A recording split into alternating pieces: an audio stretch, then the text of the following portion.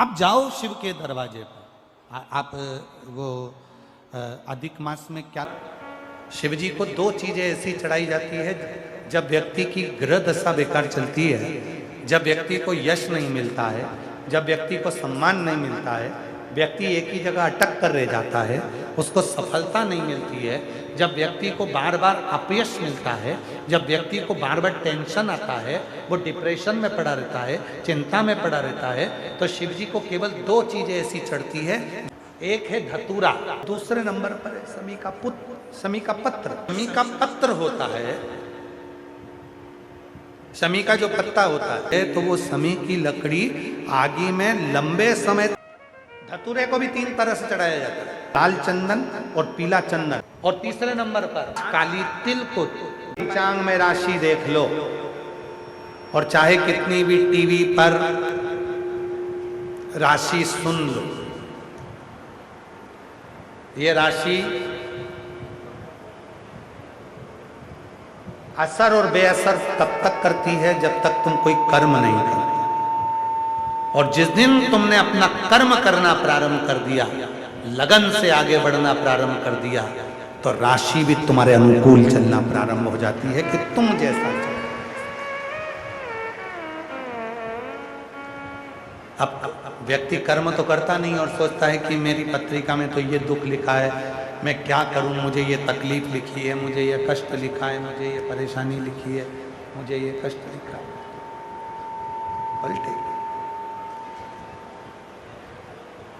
पलट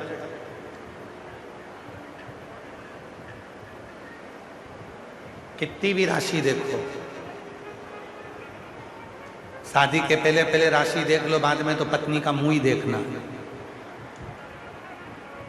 और उसका मुंह देखकर पहचानना है कि आज तुम्हारी राशि अच्छी है कि नहीं है। अगर उसका मुंह भगोने जैसा है तो समझ जाना आज तेरी राशि बिगड़ गई, और पत्नी का मुख अगर ठीक है, हंस रही है, मुस्कुरा रही है, सबसे प्रेम से बात कर रही, तो समझ लेना आज तेरी राशि पर भगवान की कृपा हो गई।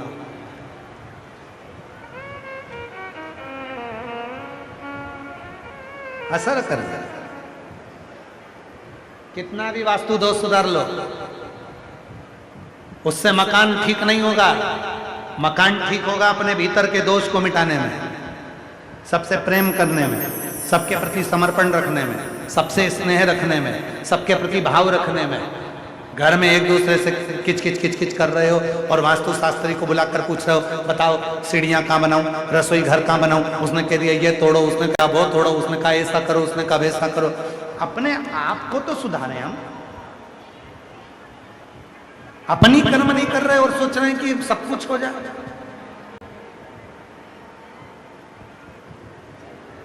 अपनी मेहनत को जब 4 गुना व्यक्ति करता है, अपने कर्म को जब व्यक्ति 4 गुना करता है, तब उसको सुख की अनुभूति होती है। देव ऋषि नारद जी ने पार्वती जी का भाग्य बता दिया, और देव ऋषि नारद जी ने पार्वती जी का भाग्य बताकर गला पकड़ लिया। देव ऋषि नारद जी ने पार्वती जी का भाग्य बता दिया, पर हिमालय राज को लगा कि मेरी पार्वती का क्या ऐसा ही समय,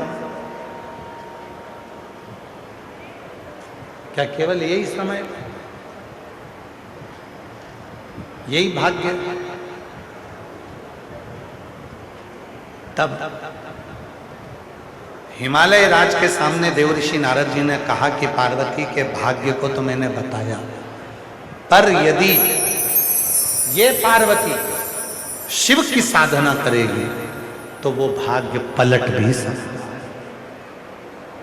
शिव की साधना से भाग्य पलट जाता। आपको मालूम होगा, शिव जी को दो चीजें ऐसी चढ़ाई जाती है जब व्यक्ति की ग्रह दशा बेकार चलती है, जब व्यक्ति को यश नहीं मिलता है, जब व्यक्ति को सम्मान नहीं मिलता है, व्यक्ति एक ही जगह अटक कर रह जाता है, उसको सफलता नहीं मिलती है, जब व्यक्ति को बार बार अपयश मिलता है, जब व्यक्ति को बार बार टेंशन आता है, वो डिप्रेशन में पड़ा रहता है, चिंता में पड़ा रहता है, तो शिव जी को केवल दो चीजें ऐसी चढ़ती है जो हमारे भीतर के क्लेशों को, अशांति को, दुख को, तकलीफ को, कष्ट को हमारे भीतर से निकाल देता है। एक है धतूरा, और दूसरे नंबर पर है समी का पत्र। एक धतूरा और दूसरे नंबर पर शमी का पत्र। ये जो शमी का पत्र होता है, शमी का जो पत्ता होता है, इस पत्र में इतनी प्रबलता होती है शमी के अंदर कि जैसे कहते हैं शमी की जो लकड़ी होती है, अगर वो आगी में डाली जाती है तो वो शमी की लकड़ी आगी में लंबे समय तक चलती है, उसकी आग बुझती नहीं है। सारी लकड़ियों की आग जल्दी बुझ जाती है, पर शमी की लकड़ी की आग लंबे समय तक चलती है।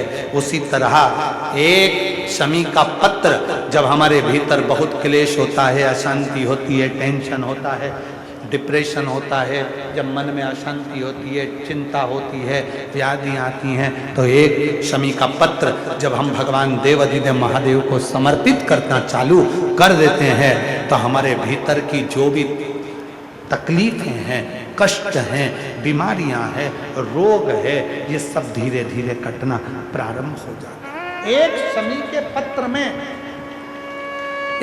के पत्र में वो बल होता, एक धतूरे में वो बल होता,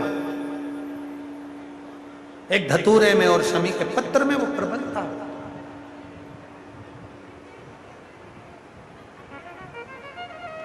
धतूरे को भी 3 तरह से चढ़ाया जाता है। जब घर में बहुत क्लेश होता है, अशांति होती है, तो धतूरे को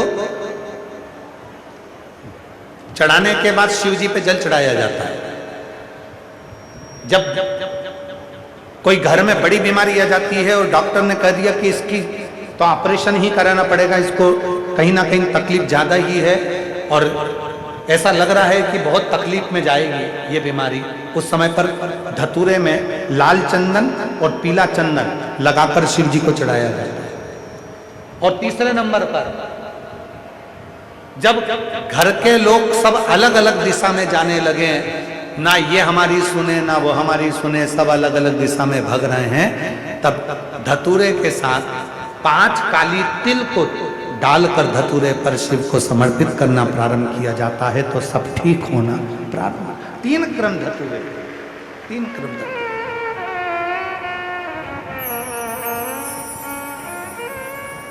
एक पत्र है, अच्छा है, देखिए, अच्छा पत्र।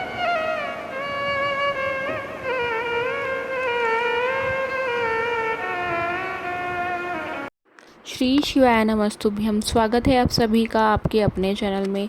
तो ये जो कथा हो रही है, ये हो रही है करनाल हरियाणा में, और कथा का आज चतुर्थ दिवस था, जो कि अधिक मास पुरुषोत्तम मास मल मास में हो रही है।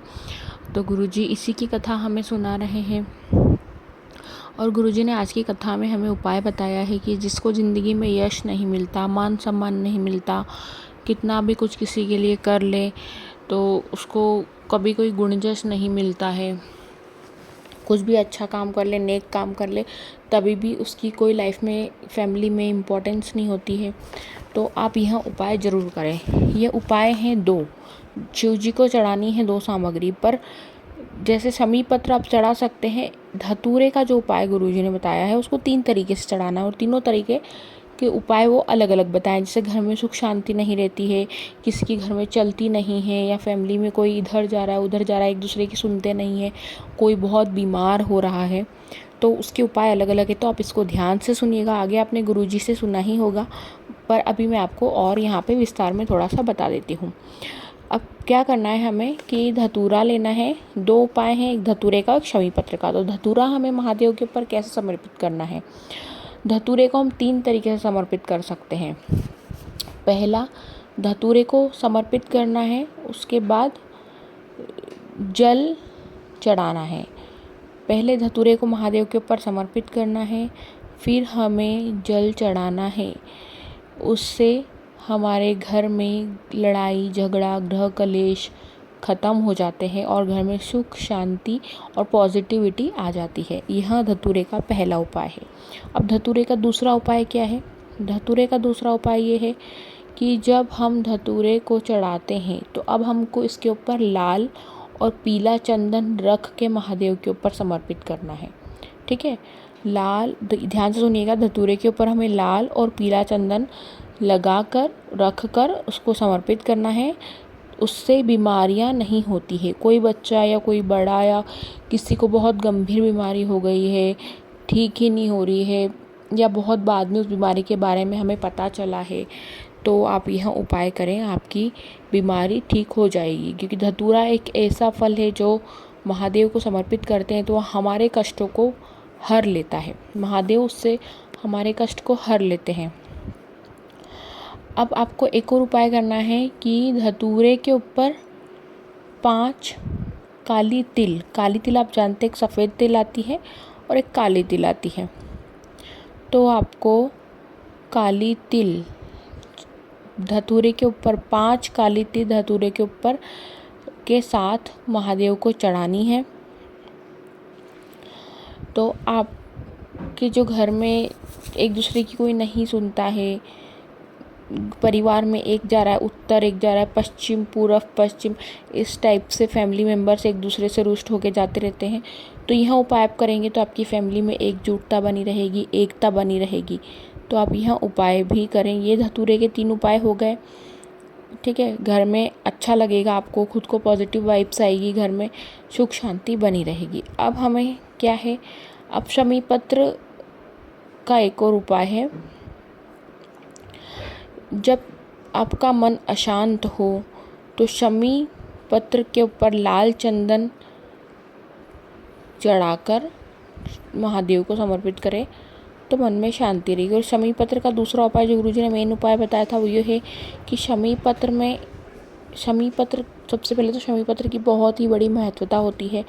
जब भी हम महादेव को शमी पत्र समर्पित करते हैं तो आपको गुण, जस, यश सब मिलता है। आपकी पत्रिका में कितने भी ग्रह अनुकूल चल रहे हों आपसे, आपकी पत्रिका का ग्रह नक्षत्र अच्छे नहीं चल रहे, कोई सा ग्रह खराब है, कोई सा ग्रह क्या है, तो यह शमी पत्र चढ़ाने से आपके सारे ग्रह ठीक हो जाते हैं। और धतूरा चढ़ाने से, तो शमी पत्र को चढ़ाने से हमारे ग्रह ठीक हो जाते हैं।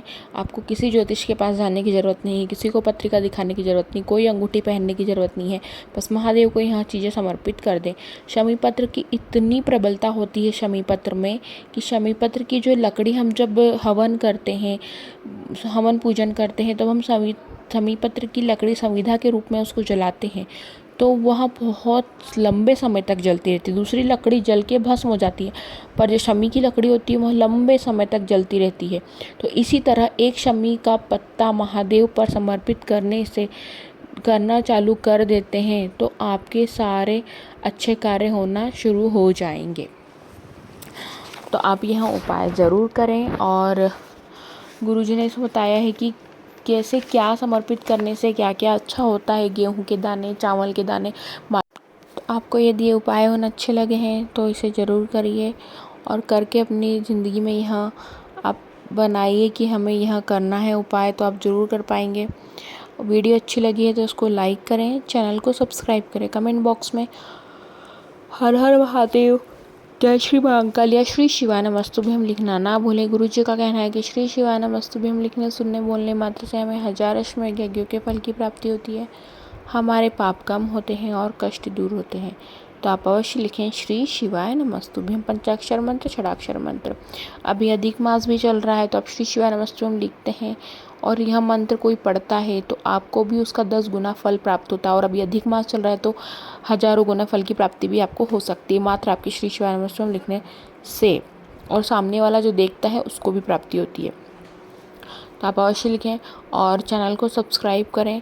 सब्सक्राइब करने के बाद बगल में घंटी जैसे बेल आइकन बटन को प्रेस करना ना भूलें ताकि मेरी वीडियोस की नोटिफिकेशन सब तक तुरंत आए।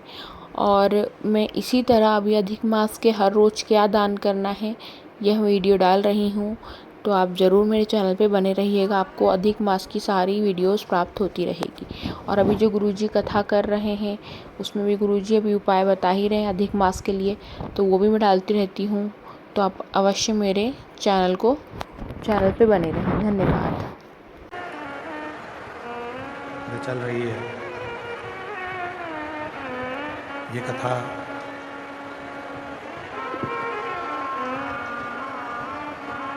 सत्रह मई से 23 मई तक चल रही है। 23 मई को ये कथा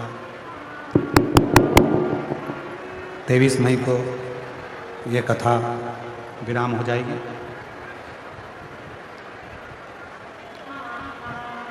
घरोंडा के नगर क्रीड़ा सुधार सभा घरोंडा अनाज मंडी में ये कथा चल रही है, हरियाणा की पवित्र भूमि पर। ये कथा 23 मई को विराम होगी, फिर 27 मई से 2 जून तक शिव महापुराण की कथा दोपहर में 2 बजे से 5 बजे तक गांव दुधनाल, तालुका उमरगा, जिला धाराशिव, महाराष्ट्र में शिव महापुराण की कथा रहेगी। उसके बाद में 18 से 24 जून तक दोपहर में 2 बजे से 5 बजे तक भटिंडा, पंजाब में शिव महापुराण की कथा रहेगी। ऐसे कथाओं के क्रम निरंतर रहेंगे। हमारे बीच में हरियाणा सरकार के